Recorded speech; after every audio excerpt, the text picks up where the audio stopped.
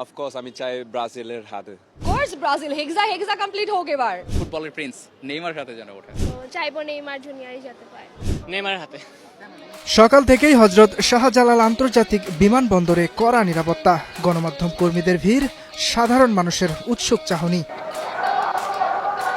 সোনালী রঙের যেই ট্রফিটা ছুঁয়ে দেখেছেন লিওনেল মেসি, যেই ট্রফি ছুঁয়েছেন রোনালদিনহো, রোনালদো কাকারা, যেই ট্রফি না ছোঁয়ার আক্ষেপ ক্রিস্টিয়ানো রোনালদোর, যেই ট্রফি ছোঁয়ার জন্য বারবার ইনজুরিতে পড়ার পরেও বিশ্বকাপ খেলতে চাচ্ছেন নেইমার জুনিয়র, সেই বিশ্বকাপ ট্রফি এখন বাংলাদেশে। 10টার দিকে বিশেষ বিমানে করে ট্রফি নেমে আসে বাংলার মাটিতে। ট্রফির সাথে ছিলেন ব্রাজিলের 2002 বিশ্বকাপ জয়ী ডিফেন্সিভ মিডফিল্ডার গিলবার্তো সিলভা। বিমানবন্দরের ভেতর ট্রফি দেখার সুযোগ মেলে বাফুফের কর্তা আর ফুটবলারদের। My first time seeing the world cup trophy, so আমার খুব ভালো লাগছে। আমি তো মনে করছি ট্রফি একটু ছোট, বাট এটা আসলে অনেক বড়। আর জিজ্ঞেস করছি মানে ওয়েট কেমন, সো অলমোস্ট 60 কেজি পিওর গোল। সো এক্সপিরিয়েন্স খুব ভালো ছিল, আর আমি একটু মানে স্টারস্ট্রাক ছিলাম। বিমানবন্দর থেকে কড়া নিরাপত্তায় ট্রফি নিয়ে আসা হয় রাজধানীর একটি 5 তারকা হোটেলে।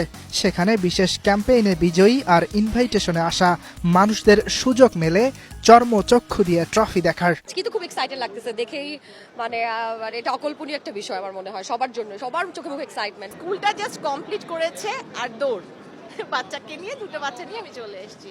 খুবই ভালো লাগছে, এই ফিলিংসটা মানে বলে বোঝানোর না।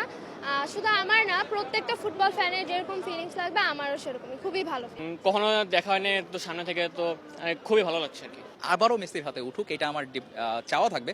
বাট যদি মেসি না জিতে তাহলে লাস্ট বিশ্বকাপ নেইমারেরও, সেই হিসাবে আমি চাইবো ফুটবলের প্রিন্স নেইমার সাথে যেন ওঠে। গেল 3 জানুয়ারি সৌদি আরব থেকে শুরু হয়েছে ফিফা বিশ্বকাপ ট্রফির বিশ্ব ভ্রমণ। বাংলাদেশ সহ 30টি দেশের 75টি স্থানে 150 দিন ধরে প্রদর্শিত হবে এই ট্রফি। ট্যুর শেষ হবে মেক্সিকোয়, যেখানে হবে বিশ্বকাপের উদ্বোধনী ম্যাচ। বাংলাদেশের বুধবার সারাদিন থেকে ট্রফি উড়াল দিয়েছে সাউথ কোরিয়ার উদ্দেশ্যে। ইয়াসির আরাফাত সবুজ, স্টার নিউজ, ঢাকা।